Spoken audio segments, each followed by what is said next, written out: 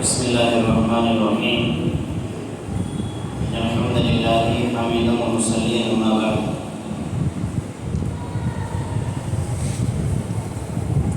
آج کے درس میں 16ویں پارے کی چند آیتیں یا ان کا خلاصہ رکھنا تھا، مگر 15ویں پارے کی آخر سے اور 16ویں پارے کی شروع تک سورہ کہف ایک صورت ہے جس میں کئی ساری چیزیں ہمیں معلوم ہوتی ہیں۔ ان میں سب سے پہلی چیز ایک واقعہ اللہ رب العالمین نے کچھ نوجوانوں کا بیان کیا ہے کہ انہوں نے اپنی جوانی کے عالم میں جب اللہ رب العالمین کو پہچانا، اس کی عبادت کری تو لوگوں کی مخالفت ہوئی، اور لوگ جب مخالف ہوئے تو لوگوں کی طرف سے ان کو مار ڈالنے کی دھمکیاں دی گئیں، تو اللہ رب العالمین نے ان کی مدد کی، ان کو ایک لمبے عرصے تک ایک غار میں سلائے رکھا، اور اس کے بعد پھر ان کو تقریباً 300 کچھ سال کے بعد واپس سے زندہ کر کے بستی میں بھیجا۔ بہرکیف واقعے سے ہمیں معلوم ہوتا ہے کہ ہماری جوانی بڑی اہمیت کی حامل ہوتی ہے، ہم اپنی جوانی میں اپنے رب کو پہچاننا چاہیے۔ اور تھوڑی سی آگے چلتے ہی اور دو لوگوں کا واقعہ اللہ رب العالمین نے ذکر کے فرمایا ہے۔ فرمایا وَضْرِبْ لَهُم مَثَلَ الرَّجُلَيْنِ جَعَلْنَا لِأَحَدِهِمَا جَنَّتَيْنِ مِنْ أَعْنَابٍ وَحَفَفْنَاهُمَا بِنَخْلٍ، اور مثال بیان کیجیے ان لوگوں کی، ان دو لوگوں کی جن میں سے ایک کو ہم نے باغ دے رکھے تھے، جنتین من اعناب، انگوروں کے دو باغ تھے، وَحَفَفْنَاهُمَا بِنَخْلٍ، اور ان کے ارد گرد کو کھجوروں کے ذریعے سے ہم نے گھیر رکھا تھا، اور وَجَعَلْنَا بَيْنَهُمَا زَرْعًا، دونوں باغوں کے درمیان جو جگہ خالی تھی اس میں بھی ہم نے کیا کر رکھا تھا، کھیتی لگا رکھی تھی۔ یعنی ایک تو خوبی یہ تھی کہ وہ باغ تھے انگور کے تھے، اور دوسری خوبی یہ تھی کہ اس کے ارد گرد چاروں طرف سے انہیں کھجوروں نے گھیر رکھا تھا، اور تیسری خوبی یہ تھی انگور کی جو بیل تھی ان کے بیچ جو جگہ خالی تھی اس میں بھی کھیتی لگا رکھی تھی۔ فرمایا کلتا الجنتین آتت اکلہا ولم تظلم منہ شیئا وفجرنا خلالہما نہرا، دونوں باغ اپنا پھل خوب لائے اور اس میں کسی طرح کی کمی نہ کی، اور ہم نے ان باغوں کے درمیان نہر جاری کر رکھی تھی۔ دیکھیے چوتھی خوبی یہ ہے ان کے درمیان اللہ رب العالمین نے نہر بھی جاری کر رکھی تھی۔ یوں کہہ لیجیے آپ باغ لگائیں اور خوب اچھا لگائیں، لیکن پانی کا انتظام نہ ہو تو پھر باغ کا کوئی خاص فائدہ نہیں ہوتا ہے۔ پانی کا انتظام پہلے ہونا، اللہ رب العالمین نے کہا کہ ہم نے ان کے لیے نہریں بھی لگا رکھی تھیں، اور فرمایا وَكَانَ لَهُ ثَمَرٌ فَقَالَ لِصَاحِبِهِ وَهُوَ يُحَاوِرُهُ أَنَا أَكْثَرُ مِنكَ مَالًا وَأَعَزُّ نَفَرًا، الغرض اس کے پاس میوے تھے، ایک نے اس نے باتوں میں اپنے ساتھی سے کہا کہ میں تجھ سے زیادہ مالدار ہوں، انا اکثر منک مالا، میرے پاس تجھ سے زیادہ مال ہے، واعز نفرا، اور میں زیادہ مضبوط ہوں، باعتبار انسان، نوکر چاکر بھی اس کے پاس تھے۔ دوسرے ساتھی سے اس نے بات کہی، فرمایا ودخل جنتہ وظالم لنفسی، اور یہ اپنے باغ میں گیا تھا اپنی جان پر ظلم کرنے والا تھا، کہنے لگا قال ما اظن ان تبید هذه ابدا، میرا یہ باغ کبھی ختم ہونے والا نہیں ہے۔ دیکھیے اللہ رب العالمین نے کس قدر اس باغ کا اور اس شخص کا ذکر کیا ہے کہ اس کیا خوبیوں سے اس باغ کو نوازا۔ انگوروں کے باغ، اس کے ارد گرد پھر کھجور کے باغ، اور پھر بیچ میں بھی کھیتی، پھر پلس میں کھیتی اگانے کے لیے اللہ رب العالمین نے نہر جاری کی، اور یہ شخص کہہ رہا ہے کہ باغ میرے کبھی ختم نہیں ہوں گے، اور فرمایا ما اظن الساعة قائما، قیامت کبھی قائم نہیں ہوگی۔ یہ دوسرے شخص سے کہنے لگا قیامت قائم نہیں ہوگی، وَلَئِنْ رُدِدتُّ إِلَىٰ رَبِّي لَأَجِدَنَّ خَيْرًا مِنْهَا مُنقَلَبًا، اور اگر قیامت قائم ہوتی بھی ہے، قیامت آئے گی بھی، تو میں یہاں جیسا ہوں اس سے زیادہ بہتر جگہ میں رہوں گا۔ دیکھیے اس کا غرور اور گھمنڈ اتنا تھا، میں جتنا بہتر یہاں پہ ہوں، یعنی جتنا مجھے نوازا گیا ہے اس سے زیادہ بہترین زندگی، اس سے اچھی زندگی میں وہاں گزاروں گا اور بہترین گزاروں گا۔ ایک طریقے سے یہ قیامت کی اور اللہ رب العالمین کی اس نشانی کی ایک مذاق بنا رہا تھا، اور فرمایا قال له صاحبه وهو يحاوره أكفرت بالذي خلقك من تراب، اس کے ساتھی نے اس سے باتیں کرتے ہوئے کہا کیا تو اس معبود سے کفر کرتا ہے، یعنی جس اللہ نے اس قیامت کے لیے وعدہ کیا ہے اس قیامت سے تو ایسے استضاء بناتا ہے یا کہتا ہے قائم نہیں ہوگی؟ اکفرت بالذی خلقک من تراب، اس رب کا تو انکار کرتا ہے جس نے تجھے مٹی سے پیدا کیا ہے، ثم من نطفۃ، اور ایک نطفے سے پیدا کیا ہے، ثم سواک رجلا، پھر تجھے پورا آدمی بنا دیا۔ یعنی اللہ رب العالمین کی کئی ساری خوبیاں اس آیت کریمہ میں گنوائیں۔ اس رب کا انکار جس نے تجھے پیدا کیا ہے، پھر پیدا کرنے کی ایک چیز مٹی، پھر نطفہ، اور پھر اچھا خاصا انسان بنا دینا، یہ تمام چیزیں اللہ رب العالمین کی ہیں، اور کیا تو اس رب کا انکار کرتا ہے؟ قال لكن هو الله ربي ولا اشرك احدا، لیکن میں تو عقیدہ رکھتا ہوں کہ وہی اللہ میرا پروردگار ہے، میں اپنے رب کے ساتھ کسی کو شریک نہیں کروں گا۔ دوسرا جو شخص ہے وہ اگرچہ اتنا مالدار نہیں ہے لیکن وہ اللہ رب العالمین کی توحید کس قدر بیان کر رہا ہے، لا اشرک بربی احدا، میں اللہ رب العالمین کے ساتھ کسی کو شریک نہیں کروں گا۔ آیت کریمہ پر ہم غور کریں اور پچھلی آیتوں پر ہم غور کریں، اس میں شرک کرنے کی بات پیچھے ایسی نہیں کہی گئی ہے جسے ہم شرک سمجھتے ہیں۔ ہمارے یہاں شرک سمجھا جاتا ہے صرف قبر پر سر ٹیکنے کو یا صرف دوسروں سے دعائیں مانگنے کو، یہاں اس کو بھی شرک کہا جا رہا ہے۔ جو شخص یہ کر رہا ہے باتیں، ان باتوں کو یہاں کہا لکن هو اللہ ربی ولا اشرک بربی احدا، میں اپنے رب کے ساتھ کبھی شرک نہیں کروں گا۔ یعنی یہ تمام چیزیں شرکیہ جملے میں اور شرکی باتوں میں آ رہی ہیں، سمجھ رہے ہیں؟ فرمایا ولولا اذ دخلت جنتک قلت ما شاء اللہ، تو نے اپنے باغ میں جاتے وقت یہ کیوں نہیں کہا کہ اللہ نے چاہا ہونے والا ہے؟ جاتا اپنے باغ کو دیکھتا، اچھا دیکھتے ہوئے یہ کہتا کہ ماشاء اللہ، اور ہمیں بھی یہ چیز سکھائی گئی ہے، ہمیں بھی یہ تعلیم دی گئی ہے کہ ہم بھی کسی بھی اچھی چیز کو دیکھیں تو دیکھ کر کے ماشاء اللہ کہیں، ورنہ نظر بد کا کافی ڈر رہتا ہے اور نظر بد ہو جاتی ہے۔ لہٰذا ہمیں طریقہ سیکھنا چاہیے، ہمیں بھی کسی اچھی چیز کو دیکھتے ہوئے ماشاء اللہ اپنی زبان سے کہہ دینا چاہیے۔ ان ترانی انا اقل منک مالا و ولدا، کوئی طاقت نہیں مگر اللہ کی کہ اگر تو مجھے مال اولاد میں سے کسی چیز میں کم دیکھ رہا ہے، اگر تو مجھ میں یہ چیزیں دکھ رہا ہے تو لیکن تجھے دینے والی ذات تو اللہ کی ہے، تو پا کر کے اپنے اوپر کیوں گھمنڈ کر رہا ہے، کیوں غرور کر رہا ہے؟ تجھے تو یہ کہنا چاہیے کہ اللہ تعالیٰ نے مجھے دیا ہے۔ فعسى ربی، قریب ہے کہ ان یؤتینی خیرا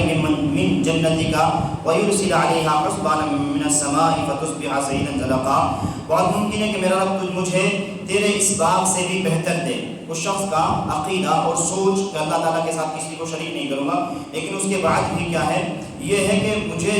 اللہ رب العالمین سے امید ہے کہ مجھے اللہ تعالیٰ اس سے بھی بہتر دے دے اور اس پر آسمانی عذاب بھیج دے، تو یہ چنگیل اور چنگے میدان تجھے ملے، یعنی تجھے دیا ہوا ہے۔ آگے اس شخص نے کہا اللہ رب العالمین سے وَأُحِيطَ بِثَمَرِهِ فَأَصْبَحَ يُقَلِّبُ كَفَّيْهِ عَلَى مَا أَنفَقَ فِيهَا، کچھ ہی دنوں کے بعد وہ بات بیکار ہو گیا اور فلاں چھوڑ دیے، بند ہو گئے، اور اس کے بعد اس نے کہا یا لیتنی لم اشرک بربی احدا، کاش میں اپنے رب کے ساتھ کسی کو شریک نہ کرتا، میں اپنے رب کے سامنے کسی کو شریک نہ ٹھہراتا۔ یعنی اسے افسوس بھی ہوا اس بات کا کہ میں نے اپنے آپ کو بڑا گردانا اور میں نے اپنی طاقت اور قوت کو کہیں زیادہ سمجھ لیا تھا۔ لہٰذا معلوم یہ ہوتا ہے طاقت اور قوت ملتی ہے تو اللہ رب العالمین کا شکریہ ادا کرنا چاہیے، اور لفظ ماشاءاللہ اپنی زبان پر ہمیشہ انسان کو دل کی گہرائیوں سے رکھنا چاہیے۔ آگے اسی صورت میں اللہ رب العالمین نے ایک اہم واقعہ حضرت موسیٰ علیہ السلام کا اور حضرت خضر کا بیان کیا ہے۔ موسیٰ علیہ السلام نے کسی وقت کہہ دیا تھا کہ میں اس وقت کا عالم، سب سے بڑا عالم، اور کہنے کے بعد اللہ رب العالمین نے پھر کہا کہ نہیں ایسا نہیں ہے، تجھ سے بڑا بھی کوئی عالم ہے، تجھ سے زیادہ جانکار بھی کوئی ہے۔ کہا کون ہے یا رب؟ کہا جاؤ ایسی جگہ جا کر کے تلاش کرو۔ جب وہ گئے تو جانے کے بعد موسیٰ علیہ السلام نے ان سے کہا قال له موسیٰ هل اتبعک علی ان تعلمنی مما علمت رشدا، اے فلاں شخص، کون تھے؟ حضرت خضر تھے۔ میں موسیٰ نے کہا کہ آپ کی تابعداری کروں کہ آپ مجھے نیک علم کو سکھا دیں جو آپ کو سکھایا گیا ہے۔ میں آپ کی تابعداری، آپ کی اطاعت، یعنی آپ کو استاد ماننا چاہتا ہوں، آپ سے سیکھنا چاہتا ہوں، اور میں اس لیے آپ کی تابعداری کرنا چاہتا ہوں تاکہ آپ مجھے وہ علم سکھائیں جو آپ کو دیا گیا ہے۔ دیکھیے موسیٰ علیہ السلام نے ایک لمبا سفر کیا تھا یہاں جانے کے لیے اور کئی ساری پریشانیوں سے گزرنا پڑا تھا، لیکن گئے، اور اس کے بعد کیا کہا مما علمت رشدا، آنے کا مقصد یا آپ کی پیروی کرنے کا مقصد یہ ہے کہ میں آپ سے کچھ علم سیکھ لوں۔ لہٰذا معلوم ہوتا ہے علم سیکھنے کے لیے اور علم شریعت سیکھنے کے لیے انسان کو سفر کرنی چاہیے، اور یہ بھی معلوم ہوتا ہے جو علم سکھا رہا ہو اس کی عزت اور قدر دل سے انسان کو کرنی چاہیے۔ فرمایا قال انک لن تستطیع معی صبرا، انہوں نے کہا کہ آپ میرے ساتھ ہرگز صبر نہیں کر سکتے، یعنی جیسے مسائل میرے ہوں گے ان مسائل میں آپ صبر نہیں کر پائیں گے۔ وکیف تصبر علی ما لم تحط بخبره خبرا، اور جس چیز کو آپ نے اپنے علم میں نہ لیا ہو اس پر صبر بھی کیسے کر سکتے ہیں؟ ایک انسان کو تھوڑا سا شوشہ کسی چیز کا مل جائے اور پھر اسے پوری بات نہ بتائی جائے، وہ اس کے دماغ میں کھٹکتی رہتی ہے مسئلہ کیا تھا، معاملہ کیا تھا، اس کے پاس پھر صبر سا نہیں ہوتا ہے، وہ سوچتا ہے کہ نہیں مجھے پوری چیز معلوم ہو۔ فرمایا قال ستجدنی انشاءاللہ صابرا ولا اعصی لک امرا، ان قریب آپ مجھے صبر کرنے والوں میں سے پائیں گے۔ تو فرمایا قال فإن اتبعتنی فلا تسألنی عن شیء حتى احدث لک منه ذکرا، کہا اگر تم میری پیروی کرنا چاہتے ہو یا تم میرے ساتھ رہنا چاہتے ہو فلا تسألنی عن شیء، تم مجھ سے کسی چیز کے بارے میں سوال نہیں کرو گے، حتی احدث لک منه ذکرا، یہاں تک کہ میں تمہیں خود کسی چیز کو بتلا دوں۔ اب یہ رہنے لگے ساتھ اور ان کو کہیں جانا تھا، گئے۔ فانطلقا حتی اذا رکبا فی السفینۃ خرقها، یہ ایک کشتی پہ سوار ہوئے اور قال خرقتها لتغرق اهلها، حضرت خضر نے اس کشتی کے ایک تختے کو توڑنے کی کوشش کی۔ انہوں نے کہا قال خرقتها لتغرق اهلها، آپ اسے کیوں توڑ رہے ہیں؟ کیا آپ کشتی والوں کو غرق کرنا چاہتے ہیں؟ لقد جئت شیئا امرا، یقیناً یہ بہت خراب بات ہے۔ تو اس پر پھر کہا قال الم اقل انک لن تستطيع معي صبرا، میں نے تم سے کہا تھا کہ تم میرے ساتھ صبر نہیں کر پاؤ گے، کہا تم نے صبر نہیں کیا۔ قال لا تؤاخذني بما نسيت ولا ترهقني من امری عسرا، موسیٰ نے جواب دیا کہ میری بھول پر مجھے نہ پکڑیے اور مجھے اپنے کام میں تنگی نہ ڈالیے، یعنی مجھے پھر موقع دیجیے۔ اس کے بعد پھر آگے گئے، فانطلقا حتى اذا لقيا غلاما فقتلا، یہاں حضرت خضر نے ایک بچے کی گردن پکڑی اور اسے قتل کر دیا، اسے مار دیا، گردن الگ کر دی۔ اور قال اقتلت نفسا زکیۃ بغیر نفس، انہوں نے پھر کہا کہ آپ نے قتل کر دیا کسی انسان کا، کہ آپ نے کیا کرا ہے؟ لقد جئت شیئا نکرا، کہ آپ نے یہ بہت ناپسندیدہ حرکت کی ہے۔ قال الم اقل لك انك لن تستطيع معي صبرا، دیکھیے یہ آیت کریمہ اس جگہ دو بار دہرائی گئی ہے کہ میں نے آپ سے کہا تھا کہ تم صبر نہیں کر پاؤ گے، لیکن دونوں میں ایک لفظ ہمیں بہت غور سے سوچنا چاہیے، وہ یہ ہے پہلی آیت میں کہا قال الم اقل انک، اور دوسری آیت میں کہا قال الم اقل لك انک۔ پہلی آیت میں اس چیز کا ہے قال الم اقل، کیا میں نے نہیں کہا تھا، انک کہ آپ صبر نہیں کر پائیں گے، دوسری میں کہا الم اقل لك، کیا میں نے تم سے نہیں کہا تھا، یعنی پہلی میں رعایت کی گئی، دوسری میں پھر نام لے کر کے کہا گیا۔ کیا معلوم ہوتا ہے غلطی اگر کسی سے ہو تو پہلی بار رعایت رکھنی چاہیے، پہلی بار رعایت کرنی چاہیے، پھر آگے چل کر کے جب مسئلہ بار بار آئے تو آپ تھوڑا سختی سے پیش آئیے، معاملہ بڑے کا ہو چھوٹے کا ہو اپنے کا ہو غیر کا ہو۔ فرمایا قال ان سألتك عن شيء بعدها فلا تصاحبني قد بلغت من لدني عذرا، موسیٰ علیہ السلام نے جواب دیا اگر اب اس کے بعد میں آپ سے کسی چیز کے بارے میں سوال کروں تو بے شک آپ مجھے اپنے ساتھ نہ رکھنا، یقیناً آپ میری طرف سے حد عذر کو پہنچ جائیں گے، یعنی میرے لیے کوئی ایسی عذر نہیں بچے گا کہ میں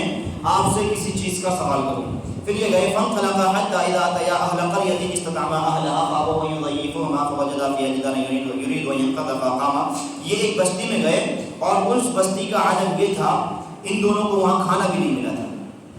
بستی والوں کا عالم یہ تھا کہ ان کو کھانا بھی ان لوگوں نے نہیں دیا۔ پھر کیا ہے فوجدا فیہا جدارا یرید ان ينقض فقاما، انہوں نے ایک دیوار کو دیکھا جو ٹیڑھی ہو رہی تھی، گرنے کی لائق تھی، گرنے کی والی تھی، تو اسے کیا کرا انہوں نے سیدھا کر دیا۔ قال لو شئت لاتخذت علیہ اجرا، موسیٰ علیہ السلام کہنے لگے اگر آپ چاہتے تو اس پر اجرت لے لیتے، ہم بھوکے پیاسے یہاں بیٹھے ہوئے ہیں، آپ نے چپ چاپ یہ سیدھی کر دی۔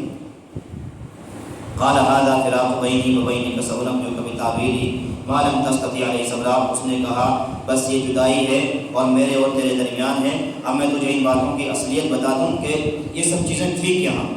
اما السفینۃ فکانت لمساکین یعملون فی البحر فاردت ان اعیبها، کشتی جو کشتی جس کا تختہ وہ توڑنا چاہ رہے تھے یا توڑا تھا، اس کشتی کے بارے میں بتا رہے ہیں کہ یہاں ایک بادشاہ ہوتا ہے اور وہ بادشاہ کی اس کی کمی یہ ہوتی ہے کہ وہ کسی بھی اچھی چیز کو دیکھتا ہے تو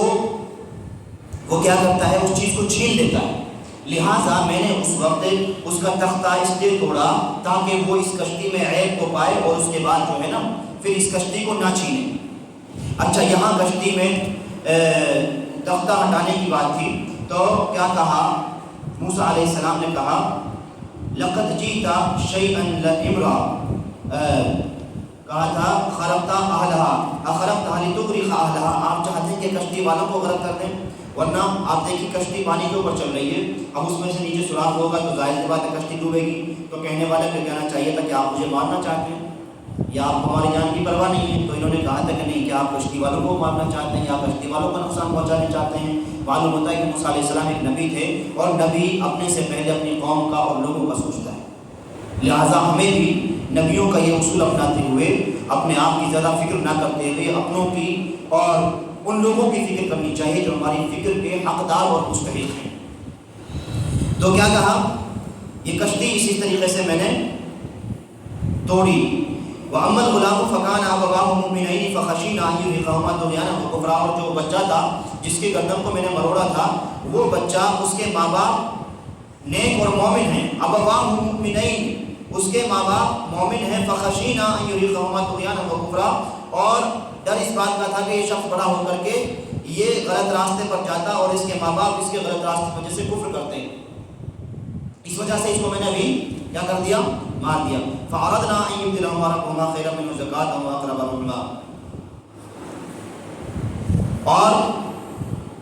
مارا اس وجہ سے کہ اللہ رب العالمین اس کے بدلے ان کو دوسری اولاد دے دے جو اس سے زیادہ بہتر وَأَقْرَبَ رُحْمًا، اور بہت اچھا بچہ۔ وَأَمَّا الْجِدَارُ فَكَانَ لِغُلَامَيْنِ يَتِيمَيْنِ فِي الْمَدِينَةِ وَكَانَ تَحْتَهُ كَنْزٌ لَهُمَا،